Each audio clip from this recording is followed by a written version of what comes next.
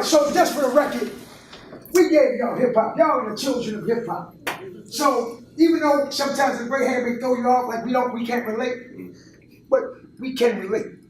All right, I said I grew up 1971, born on the Avenue. All right, right after the riots, 1968. Y'all had the riots. All right, 1968 there was a riot. So I grew up right around the corner from where the riots was, in Pennsylvania Avenue. All right, so we lived in Pennsylvania Avenue for about 4 years. Remember, how many of us remember? I said we're moving on up, moving on up to the east side. East side. I know. Folks, check this out. So, Park Heights, Pennsylvania Avenue, everybody at that time lived in Pennsylvania Avenue. So if you made a couple dollars or you wanted to be progressive in your mind, even if you didn't make a couple dollars, but you want to move on up. So the development, specifically of black people, moved from east, around the inner harbor initially, over to Drew Hill in that area, and then as we moved up, Park Heights. So from 4 years old to 21 years old, I spent my life in Park Heights, right? So my background, again, reflective of yours, right? I remember the black community before crack, all right? So before crack hit our communities, like the person that lived next door to you, whoever what that person was your aunt, your uncle, your sister, your brother, like you. Like we didn't have this, we didn't have nothing. That's you know, we had what? Nothing. Okay? So we didn't have nothing. So we had nothing but each other. So when I grew up, I tell a story real quick. This is a true Park Heights story. Some of you may relate, some of you may never relate. All right? Our lights was off every year for seven months. It was illegal to turn the lights off after November. Still is. I think it's a date. You can't turn your lights off.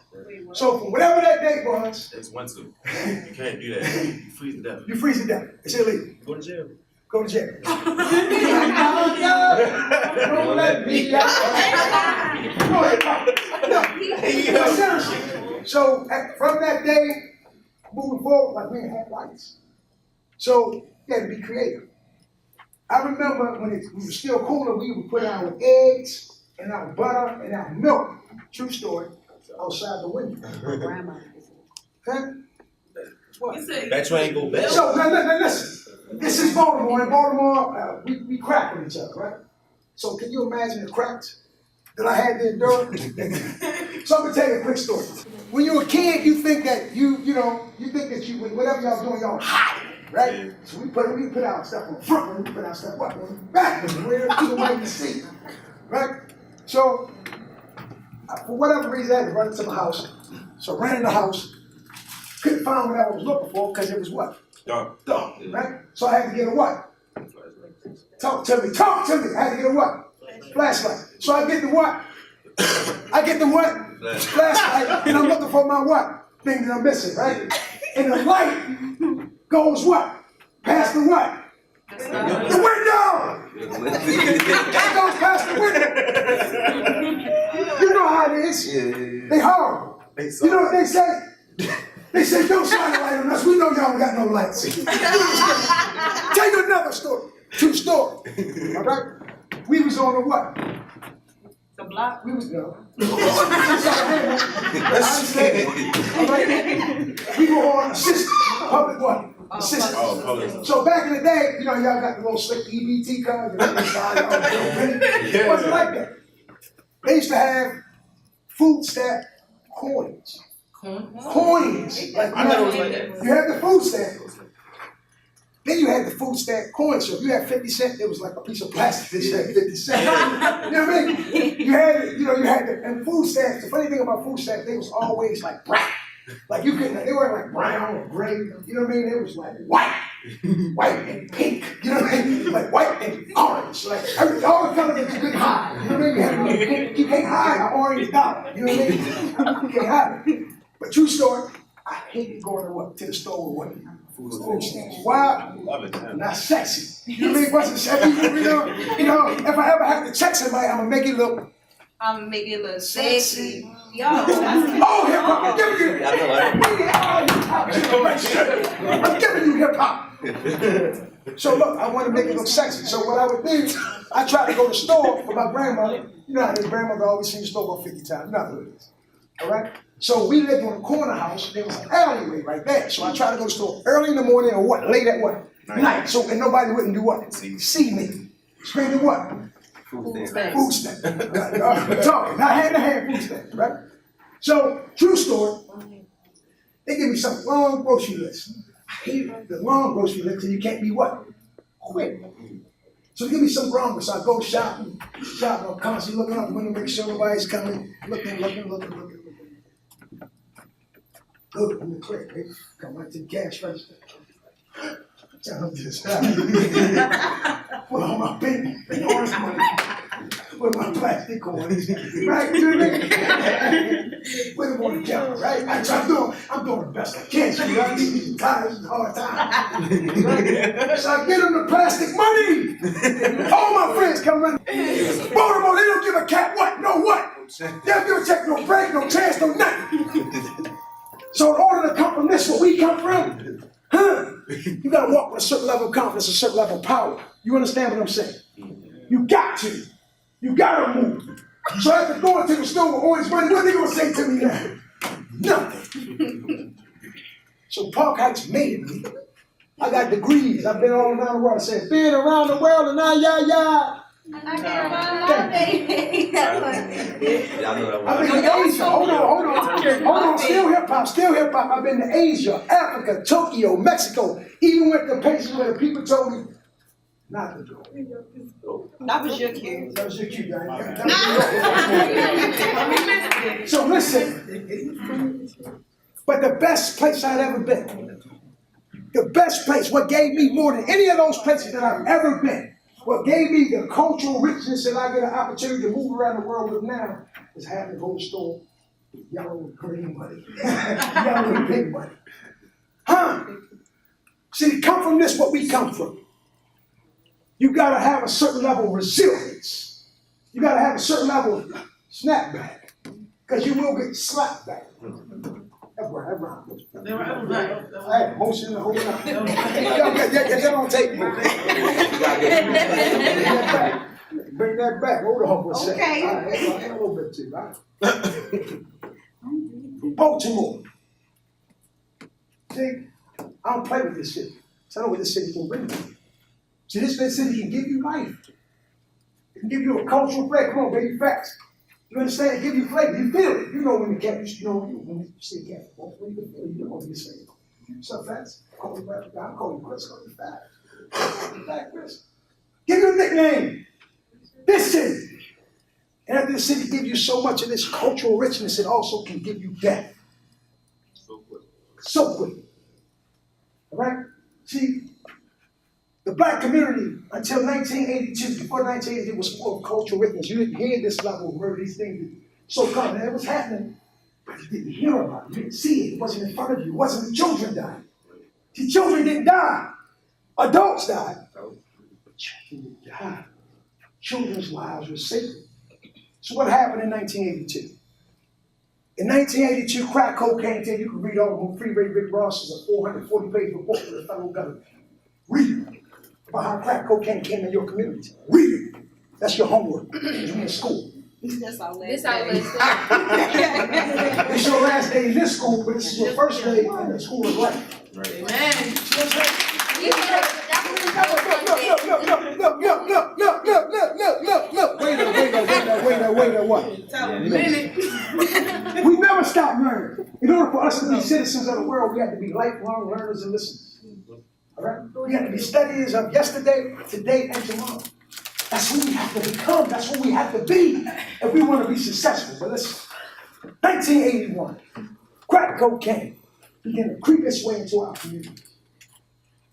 It didn't come to the adults. Guess what came to the children? So little dirty cat, we call him dirty cat. We call him dirty cat. 11 years straight, we call him dirty cat. 1982, we call him fresh kid. We call him fresh kid. Why? This kid was what? Yeah, that green suede puma, they just came back. Jay-Z did the report. I got those on too. And bam! Hold on. But if I have to check somebody, I'm gonna make it look sexy. So, Bill Carey, it's true story. Bill Carey come in the alleyway, never forget it. It was Easter. You know, it's good to be dressed on Easter. Y'all used to. Even you don't do it. See, before 1982, wait a minute. Before 1982, every Easter, every black boy in Baltimore and throughout the country got a what? Suit. Not sneakers, not jeans, not a slip shirt. You got a suit. It was the only day we went to church. And the ladies, it's like their hair did, their nails did, and they had to wear what? A dress. I'm young. Am I gonna sell crack right to my mother? No. But I will sell it to what? His mother. Your mother. Now I know your son. So the kids sold the crack to each other's what? Parents. Right, so the parents became what? Crackheads. The kids are now what? Drug dealers. And it's all happened in 2 years. The kids became drug dealers. Eventually got locked what? Up. Before they got locked, they did what?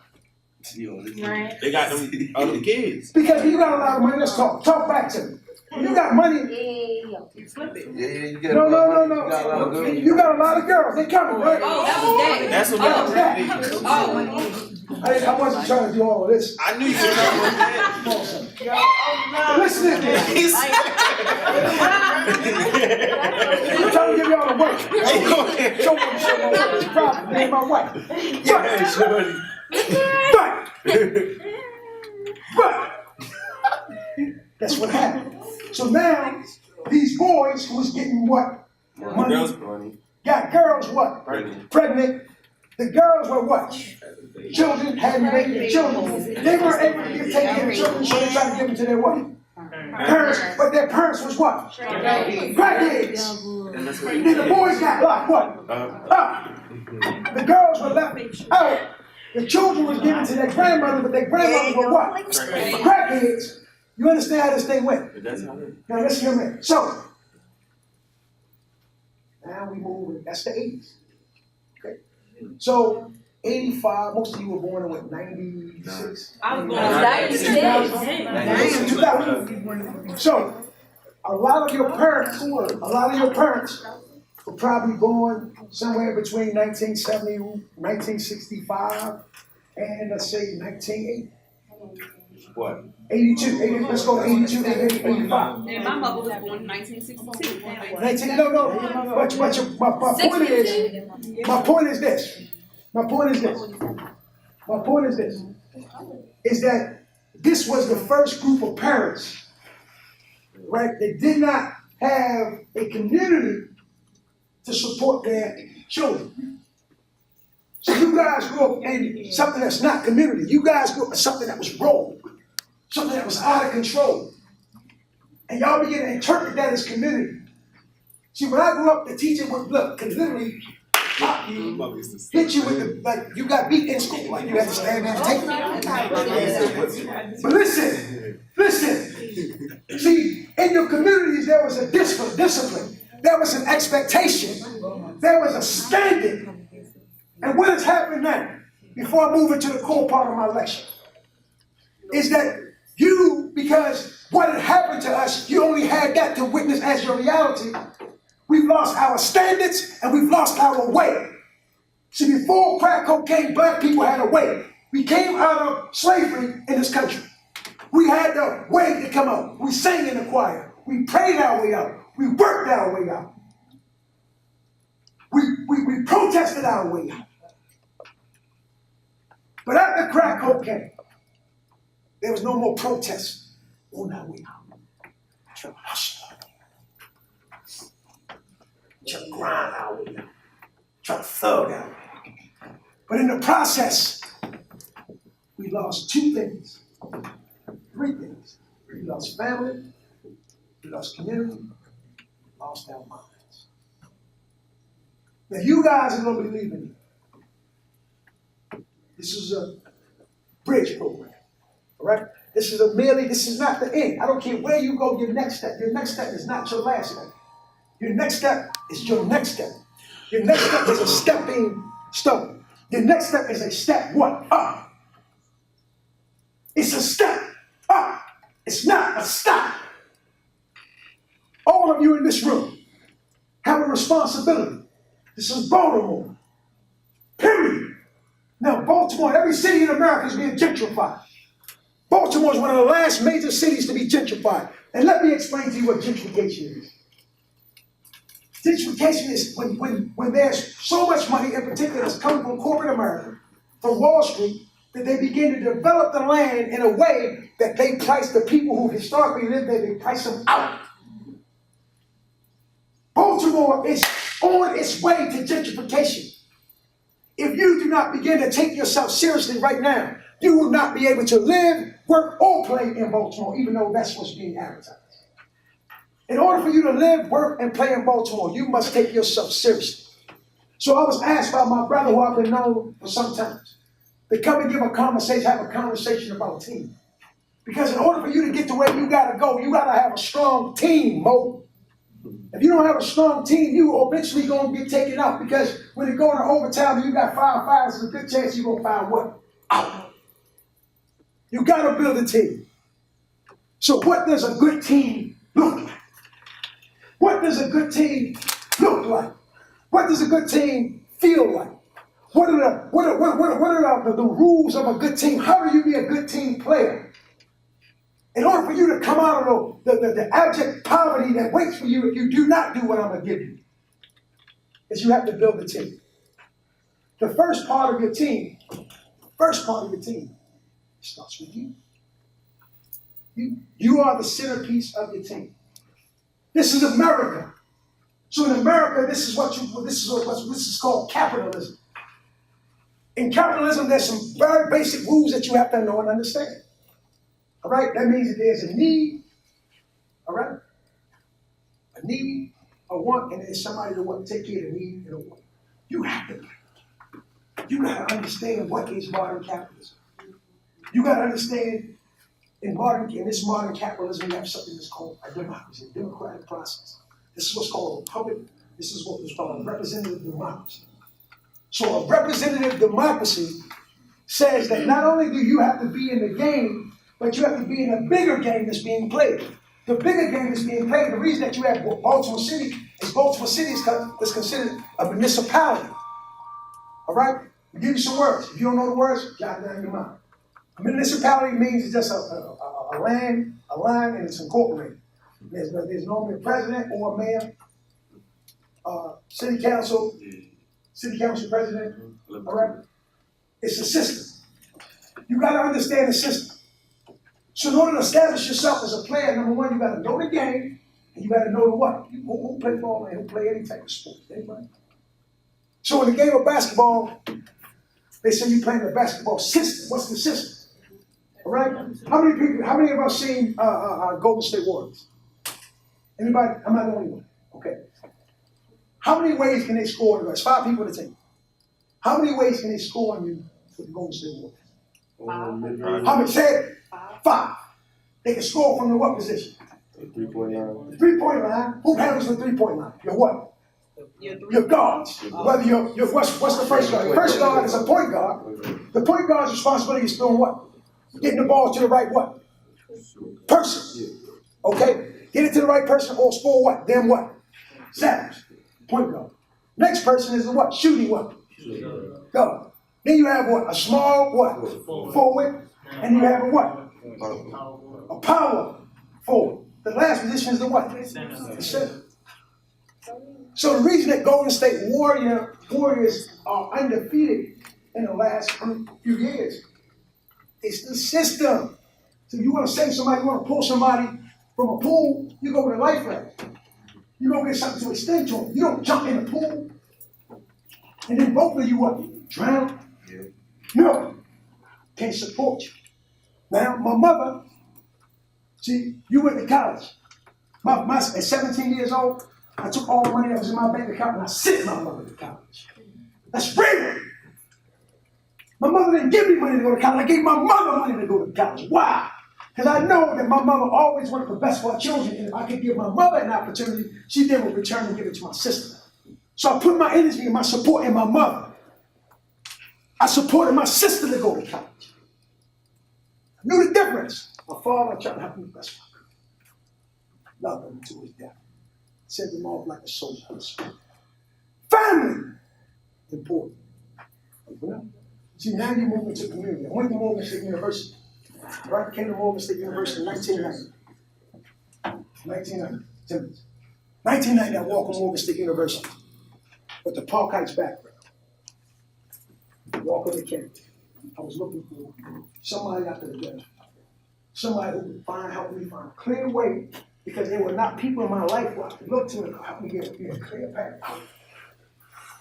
I looked at Morgan State University and I found a man who was attached to a group of men. It was called legitimate equality. And I began to put myself through a process of transforming my diet, read, studied, fasted, prayed, my spiritual health. And I began to create an idea of myself, of how I wanted the world to perceive me. Community. I was intentional about choosing the people who I was around, because the people that I was around would ultimately have the greatest influence on what? Me! I already said that I was going where? To the top. Put a group of people around me going to the what? To the top. And nobody going to the moon. We're going beyond the moon, if you land on the moon, hey, we try to get to the top. Maybe not set up my son to get to the top. Community. Correct? Now, a part of what you're going to, this is where you are now.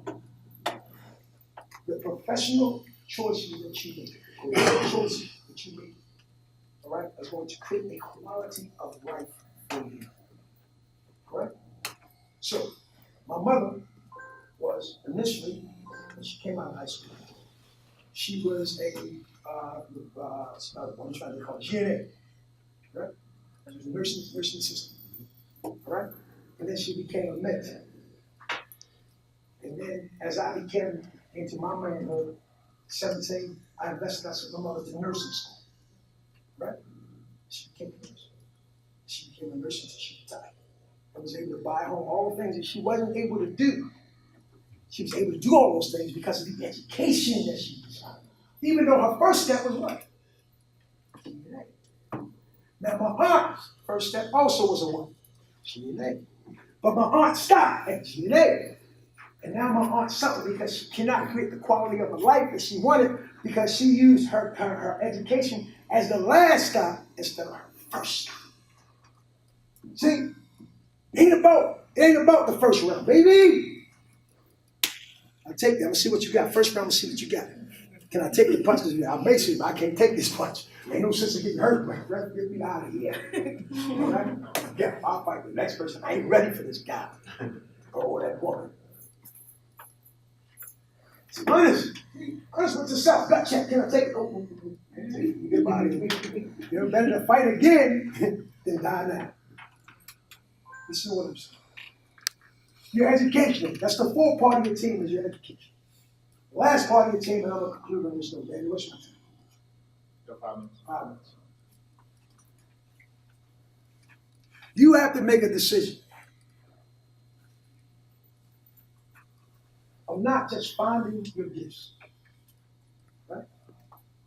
You have to make a decision to find who your gifts will serve. Say it again. Your life is not about just finding your gift. It's not. That's selfish. God didn't create us, those of us who believe in God. God didn't create us to go selflessly, to sit someplace in the corner and masturbate ourselves to death by playing feverishly in our personal gifts. Poking our chest out as far as and saying, be on Instagram, Twitter, Facebook, Snapchat. Making those stacks, dude.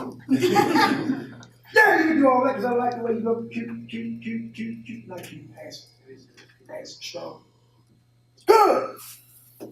Those things are good. But that cannot be the totality of your identity. The totality of your identity cannot be wrapped up in how you appear. See, this is the centerpiece of your life. I did not come to play with you. I'm telling you, I'm not. You are going to see me again. And you're going to say, yeah, I remember him. Yeah, he wasn't playing. He was very. Why? Because I wasn't supposed to live. Huh? I come out of Park Heights real way. They never sold no drug. They never hurt nobody who didn't need to be hurt. Yeah, I hurt a couple people. Why? Because you put me in a situation. Me or you. You put me in it. You. I'm sorry. Make sure I don't get in those situations. Why? For all the other things that I told you. People, a family, the idea and identity of myself, my career choice. Protect me. You gotta put protection around you in Baltimore City. Because there's a lot of stuff going on. You gotta live to be able to stand in front of somebody and tell your story. So you gotta get out from this rock right now. Those are the 5 ways to get out. That's how you build a good team. You gotta find something that you want to serve other than yourself.